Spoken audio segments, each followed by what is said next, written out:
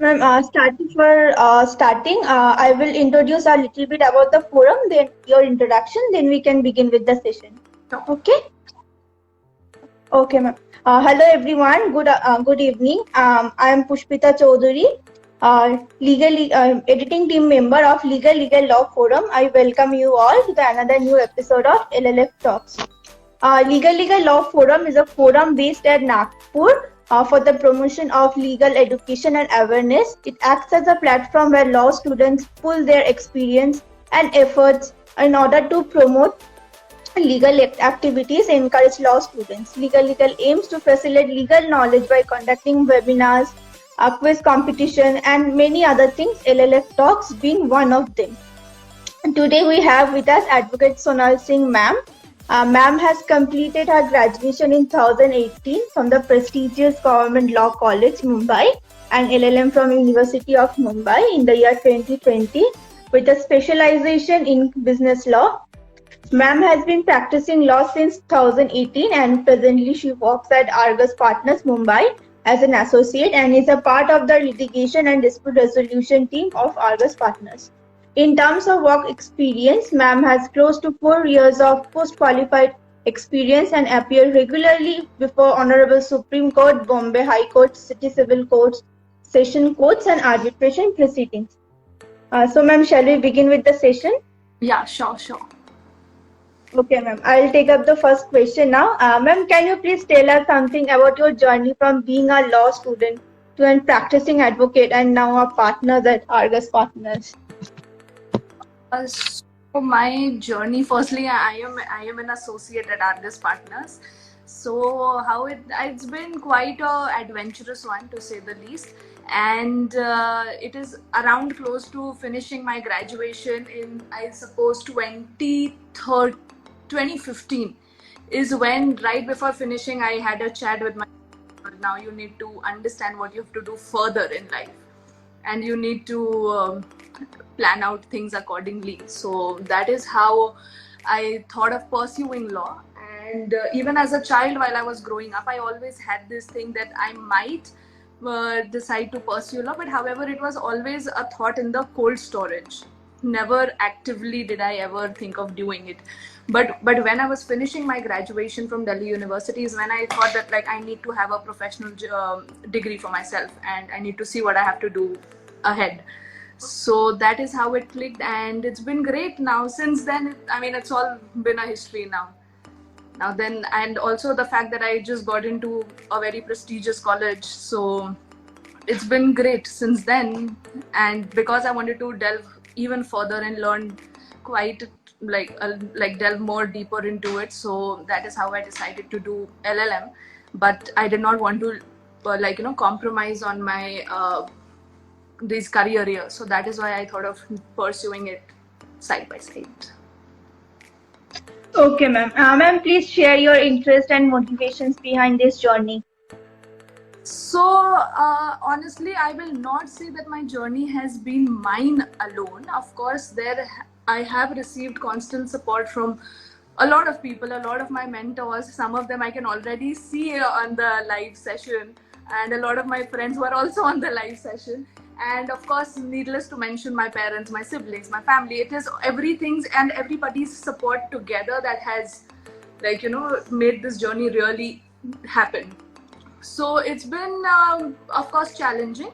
Every day it's a new day, and there are different set of challenges that you have to face, but I think that is the joy of doing this profession. So ma'am, you have completed your LLB from the prestigious Government College of Mumbai. How does it feels like? It's great. I honestly find myself to be very privileged to get an opportunity to study at GLC, because clearly GLC has like one of the best faculty members, and the legal luminaries that have graduated from that college. I don't even need to bring it to light. I'm sure all of us are extremely aware of that. So yes, I find myself to be very, very, very fortunate. Okay, ma'am. What are the things that you have kept in mind while choosing a specialization for LLM? So what has been my driving force is that like while I was in school, I was always a commerce student. So something related to business studies and all was always something that I chose for myself. Then gradually, when I went to pursue my graduation, I had English as one of the subjects, and there my English teacher who was teaching us at that point of time, she was like, I haven't seen a mentor like her for sure. So she was one of the very major driving force who like really made us understand what interpretation is, and definitely interpretation today is one of the key features of the profession. So yeah, there have been quite a lot of factors that have influenced me to like be on this journey, and I think it's been great. What, according to you, are the challenges or hurdles that one face after completing LLM? After completing LLM, I mean, of course, getting your foot into the fraternity is something to be very conscious and very mindful of, because I think that is where the challenge actually lies. And there are a lot of people pursuing law and LLM from a lot of colleges and universities. So I think it's really the hard work and a lot of patience and perseverance is what counts. But of course, eventually things do settle down and things do fall into place. How can a first generation lawyer start his litigation career? How can a first generation lawyer, I think, be it first generation, second, or the 10th, something that is common for all is the hard work that you really have to put in. Like, for instance, even I am a first generation lawyer, but nothing, stops you from like working hard. If you work hard, you succeed, you will definitely go ahead. And of course, as I said, a lot of patience, that is something else. And needless to mention, like a lot of my mentors, they've been great, and like they've been a very major guiding force. So yes. How does one start preparing for BCI exam? BCI, I mean, it is a compulsion for any person who wants to practice. So you need to have you need to clear your AIBE exams. I think just the books that you are doing, and also at least I don't know what the situation now is, because I understand that it has comparatively changed. But at least the time when I appeared for my bar council exam, at that point of time, I carried my bare acts because it was an open book. Other than that, I suppose today notes and all are not allowed, but of course bare acts are allowed. And but needless to say, I mean, you need to know how to go through a bare act also. You need to understand how to look for that particular section and like what is being asked out of it. There is one common problem that every graduate face, law graduate, is that they are expected to know everything and keep themselves updated about each and everything. How does one overcome this problem? Just 1 second. How does one So see, firstly, I think all of us are going to be work in progress till the very end.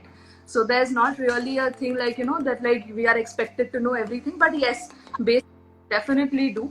And yeah, I mean, as you keep going ahead in the profession is when you keep learning and going about it as per your matter and even otherwise. And I just think that being updated with what is happening around us is something that is really important. So yeah.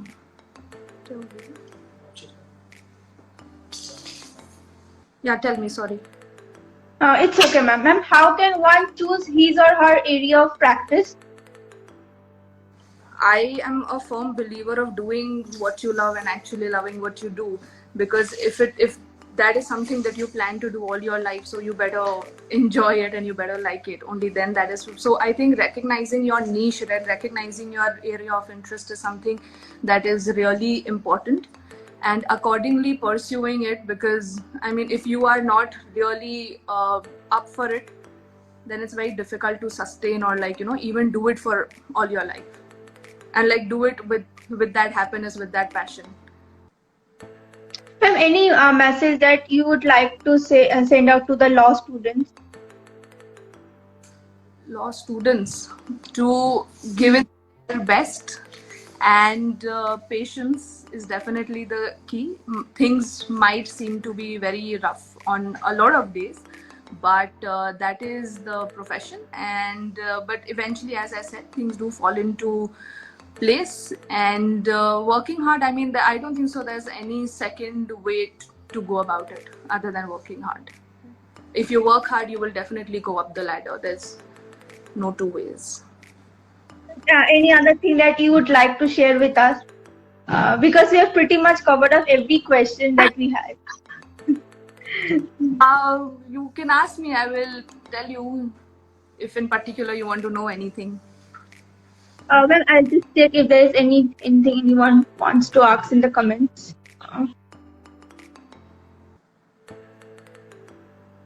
I don't see any comments. No, there was someone who asking, I want to ask something, ma'am. I have a question. I cannot find that here.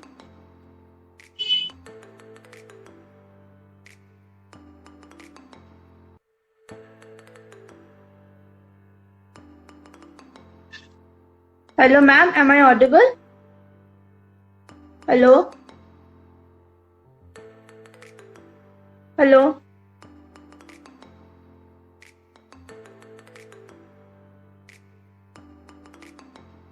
Okay.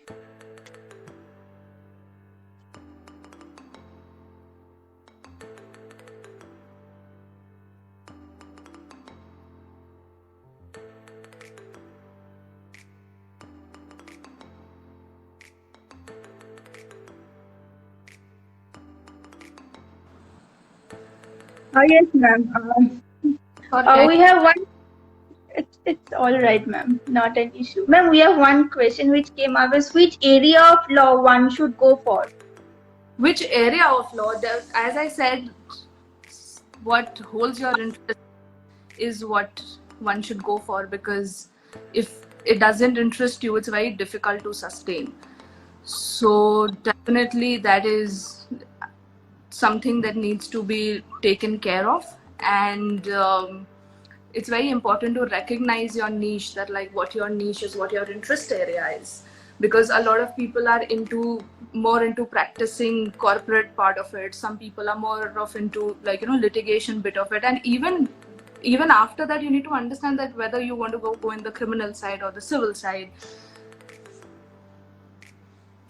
Ma'am, is it true that while starting practicing, we have to go for every field, like be it criminal or civil or anything, that for gaining knowledge or for just get some potential clients, so that people get to know that you are practicing? See, how much that there's no more focus anywhere else than actually learning. Honestly, the clientele and all of that comes much later.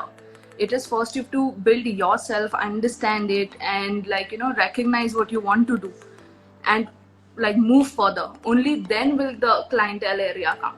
Now I understand a lot of people, even initially during their internships or right after graduation, they try to switch fields, trying out different things, but that's also okay, because as long as you understand what you like doing, as I said, you really need to love what you do and do what you love. Otherwise it gets very difficult, because this profession is going to really, it asks for a lot of patience, and it is very rightly said that it's a jealous something, this it's a jealous mistress, because that is because of the kind of time it asks you to devote. Okay, ma'am. Ma'am, what are the criteria that one need to possess to be, ma'am, get selected in any partner at a law firm? What criteria? That comes out much later, after 10, 12 years of experience, and probably also you can't negate the fact that you need to have a book value. Having a book value is very important. You need to bring in clients. So partnership just doesn't happen on its own. It is gradual. It is actually culmination of all your years together that leads you there. Ma'am, as I'm in fourth year now, after graduating, I will definitely try for joining some law firms. So, ma'am, how means is it what to say? Ma'am, is it good to join a law firm after graduating, or one needs to practice at No, any in civil courts? a law firm, you are not doing anything different. You're actually practicing law. It's not anything different. It's just that you need to understand whether your interest area is working in a law firm or a counsel practice, or you want to start off your own, which is definitely difficult. But people do that. It's not like, but also nothing comes easy here anyway. And a lot of people even think of doing LLM to get one more degree. So it's each to their own, whatever sails your boat. Okay, ma'am. Okay, ma'am. We have pretty much covered up every questions we had. You do litigation, you do anything actually. I mean, it will definitely take a lot of time. There needs to be a lot of consistency. It requires a lot of patience. As I said, no 2 days are the same. It's a different experience every day. There are different challenges, but I think that is the beauty of the profession also. Yeah, absolutely, ma'am. I think we don't have any other questions. Let me check the chat box once again.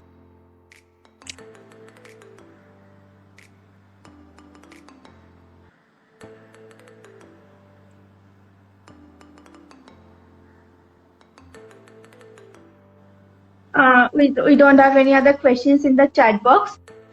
So, ma'am, thank you for joining us today from your very busy schedule. We are very much happy to have you here today, ma'am. Thank you once again. Thank you. Thank you, ma'am. We have covered up the session within 15 minutes. That's so early. That's true. We actually even started a bit early. Yes. We started off 2 minutes early. Yeah. I see this one question there that what has been your biggest challenge? I think I would want to take that up. So, what has been my biggest challenge? It was definitely to get into the industry, to say the least. I think getting your foot into the legal fraternity has been quite a challenge, but that is from my experience. Every person is going to experience it differently. We have another question coming up. How can we go for legal advisor? What is the way for this field? How can you go for legal advisor? I mean, in the sense, how do you approach a lawyer for work? I guess what is the way for this field? Simali Savaria, if you are online, kindly elaborate your question.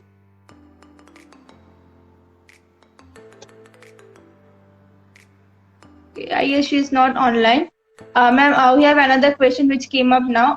How to cope up with stress as a young lawyer in Bombay? How to cope up with stress? I think something like putting in late working hours or something is something, and even stress, I think it's probably not so much of a concern, because as I said, if you really enjoy doing it, it might not feel like stress in the first place.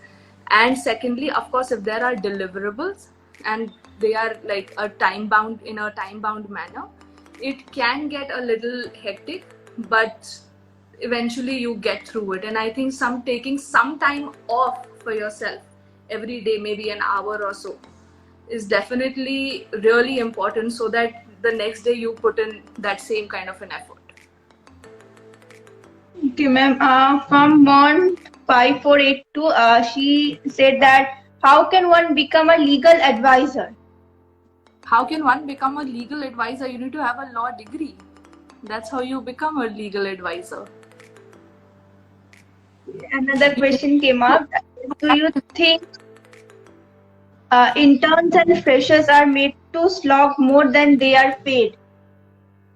No, that's not true, at least from my experience, because I have had the fortunate of even interning at really good places, and I have been mentored by some of my really favorite mentors who I really look up to.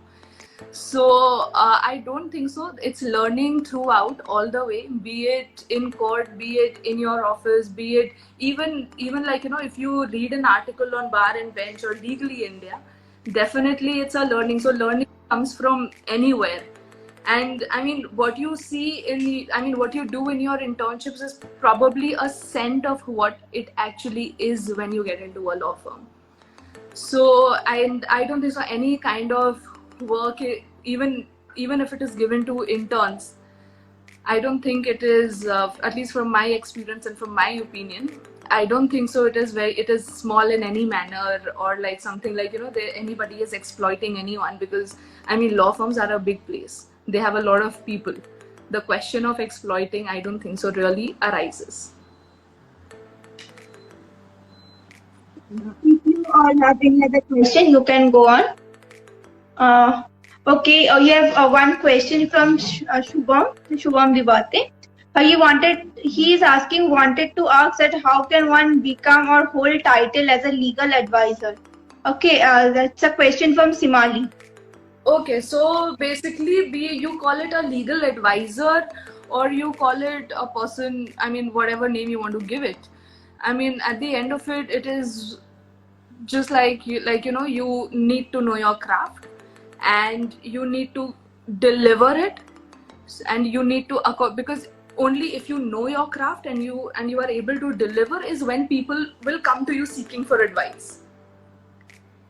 If you don't deliver, people will not come to you seeking for advice. Initially, it is you are more on the execution front, like I am more on the execution front. People will not really come to me directly ki Sonal, give us this advice. That will not happen, because of course even I am mentored by my seniors, and I am also guided by my seniors.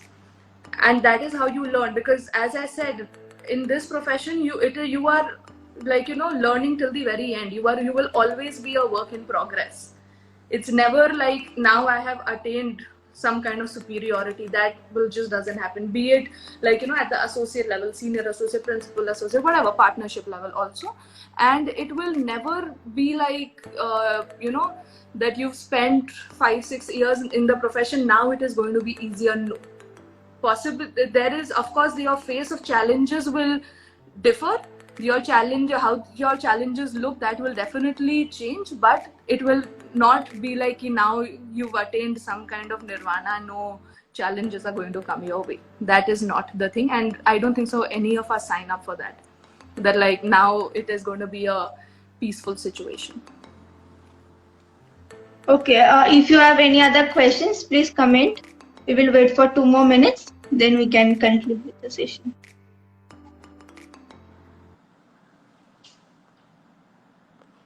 Okay, what is the most ultimate thing about being a lawyer? Ultimate thing about a lawyer, very interesting. What I personally like about being a lawyer is to like help people, and to in like whatever little way I can.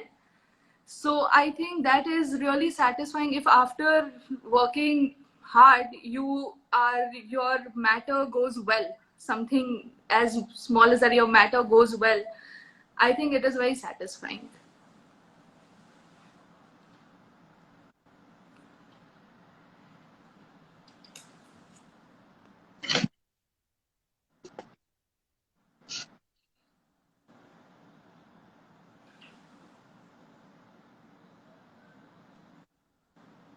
If you have any other questions, please comment down in the chat box.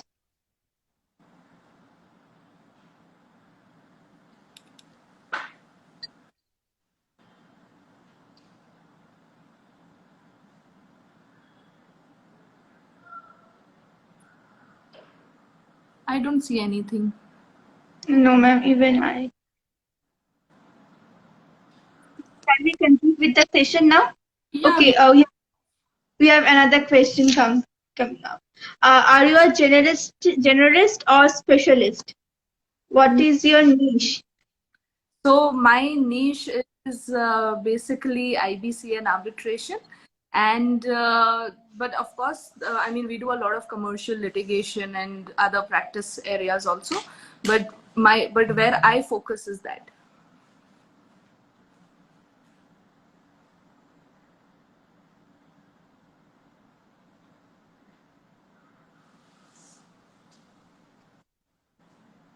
Are you a generalist or specialist? This one question.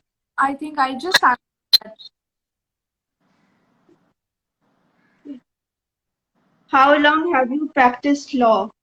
I am a 2018 pass out, and I've been practicing since then. Even though I did my LLM, but that was simultaneously. I never stopped practicing. Okay, is arbitration better than a suit? Sorry? Is arbitration better than a suit? Bitter. Bigger. Better. Better. Better than a suit. I mean, it's on the legal remedies that, I mean, if it is, of course, there in your contract, definitely you are going to opt for arbitration, but there's nothing like something is better than the other one. Arbitrations have their own pros and cons also. Arbitrations, even though they are speedier, they can of course get a lot more expensive. And arbitrations are like at the disposal of the parties if it is a part of your contract. Otherwise,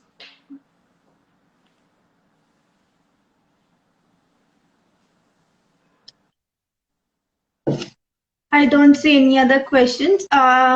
If you have any other question, you can comment down. Okay. What is your fee structure and billing process? I mean, that is a confidential information that I cannot give out on talk, because that is of course something that is my firm's internal policy. Exactly.